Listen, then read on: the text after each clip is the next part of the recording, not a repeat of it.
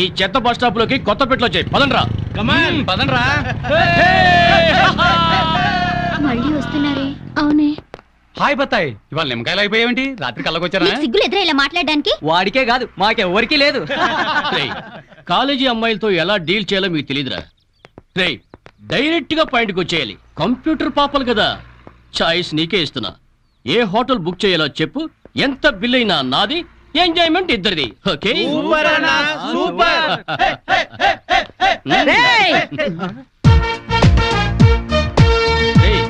Teenage పాపల మధ్యలోకి old age హిడింపు వచ్చింది ఏంట్రా? హిడింబిని కాదురా, జుట్టు పోలిగా భారతీయురాలిని, మదర్ ఇండియా.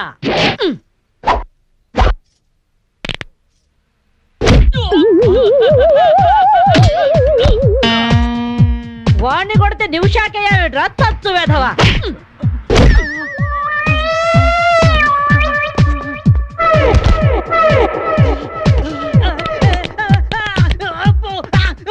బ్రూస్లీ బనేన్ వేసుకొని పారిపోతున్నాయట్రా. ఏ బ్రాసి చంపేస్తాను ఇంకోసారి బనేన్తో కనిపించావుంటే. నువ్వు తిట్టినా పర్వాలేదు కానీ కొట్టిన వంట మాత్రం చేస్తాను. ఈ గల్లికే రాని వల్ల వామ్మో. థ్యాంక్స్ మామగారు. ఈ రాస్కల్స్ రోజు ఈ బస్ స్టాప్ లో ఏడిపిస్తున్నారు. ఇవాళ పోలీస్ రిపోర్ట్ ఇద్దాం అనుకున్నా, ఇంతలో మీరొచ్చారు. బామ్మగారు మీ ఏజ్ ఎంత? జస్ట్ 64. 64 మాత్రమే. మరి జడేంటి, ఈ గెటప్ ఏంటి? ఏమే పిల్ల, 64 ఏళ్ళు వచ్చాయి కదా అని ముతక చీర కట్టుకొని నెరసిన జుట్టుతో ఈశ్వరమంటూ ఉండాలా? నేను 21st సెంచరీ లేడీని. ఇదిగో అందరూ నాలాగే ఉండండి, లేకపోతే ఈ మేల్ డామినేటెడ్ సొసైటీలో ఆడవాళ్ళు ఎంత చదువుకొని ఉద్యోగాలు చేస్తున్నా అణిచి పెట్టేస్తారు. కట్టు బొట్టు టేస్ట్ అన్నిట్లో మన ఫ్రీడమ్ మనకు ఉండాలి. మన క్యారెక్టర్ ని మనం పర్ఫెక్ట్ గా ఉంచుకోవాలి.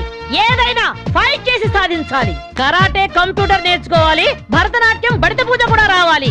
హ్యాపీగా నవ్వుతూ ఛాలెంజ్ గా బతికేయాలి. మీ మాటలు చాలా ఇన్స్పైరింగ్ గా ఉన్నాయి బామ్మగారు. Very good. నా ఇన్స్పిరేషన్ తోనే మీరు అనుకున్నది సాధించండి. All the best. జీవితమే పువ్వాట, ఆడుకో సయ్యాట. జీవితమే పువ్వాట, ఆడుకో సై. మాధవి, ఏవే లవ్ మ్యారేజ్ చేసుకున్నావుటగా? ఇతనేనా? మాది లవ్ మ్యారేజే. 50 ఏళ్ల క్రితం శ్రావణ మంగళవారం పట్టు పరికిని కట్టుకొని పేరంటానికి వెళుతుంటే టక్కున చేయబట్టుకున్నాడు మీ తాత. ఒళ్ళంతా జువ్వున షాకు. ఇంట్లో వాళ్ళకి ఇష్టం లేకపోయినా సరే పట్టు పట్టి ఆయన్నే పెళ్లి చేసుకున్నాను. మీరు చాలా గొప్పవాళ్ళు బామ్మగారు. ఏమండి, బామ్మ వాళ్ళు మా ఇంటి పక్కనే ఉండేవాళ్ళు. చిన్నప్పుడు నేను ఈవిడ దగ్గర పెరిగాను. చాలా సంతోషం. పదండి బామ్మగారు లోపలికి. మీరిద్దరు ఏదో సినిమాకో షికార్కో వెళుతున్నట్టుంది. నేనేమైనా డిస్టర్బ్ చేశానా? డిస్టర్బెన్సా పాడా? ఇంకా నేను పదండి లోపలికి. రా బామ్మ. రండి బామ్మగారు రండి.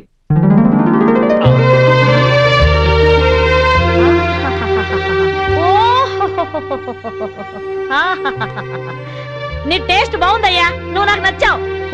అన్నట్టు మీ అమ్మ నాన్నకు నీ మీద కోపం పోయిందా? నిన్ను చూడ్డానికి వస్తూ ఉంటారా? లేదు బామ్మ. పర్వాలేదు మాధవి. రేపు నీ కడుపున ఏ ఎన్టీఆర్ పుట్టాడనుకో, ఆ మనోడు డాన్స్ చూడ్డానికి వాళ్ళే పరిగెత్తుకుంటూ వస్తారు. ఏమయ్యా, మీ అమ్మ నాన్న ఎక్కడుంటారు?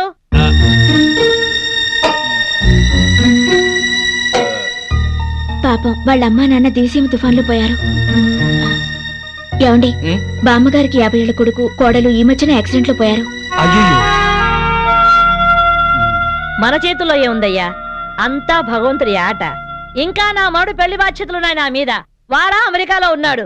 వాడి పెళ్లి సంబంధం కోసమే ఎల్లుండి ఢిల్లీ వెళ్ళాలి.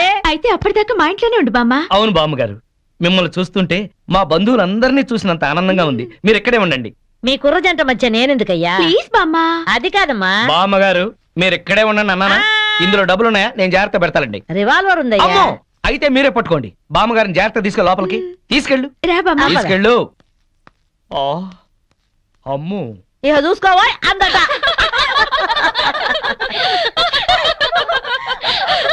ఇలా మనస్ఫూర్తిగా నవ్వుకుని ఎంత కాలమైందో బామ్మగారు. తెగ నవ్వించేస్తున్నారు. అవును బామ్మగారు, మా ఆయన ఎంత చక్కగిలి పెట్టినా ఇంత నవ్వు రాదు. 2 జోకర్లు నాకే పెడితే ఇంకో జోకర్ నీకేలా వస్తుంది? మోసం చేయకు. ఇది రాంగ్ షో కాదు, డీల్ షో. రాంగ్ షో అంతే. కాదు, డీల్ షో అంటే ఏమిటి ఆ గోలా? ఈ వేళంతా నవ్వుకుంటూనే ఉన్నాం. ఏదో ఒకటి జరుగుతుందని అనుకుంటూనే ఉన్నాను. పేకాట దగ్గర కొట్టుకుంటున్నారు. వెళ్ళి 4 తగిలించండి. అమ్మో, వాళ్ళనే దొండకాయ వేయించినట్టు వేయించాలి. ఉండండి, నేను చెబుతాను. కాదు డీల్ షో నాకు చెప్పి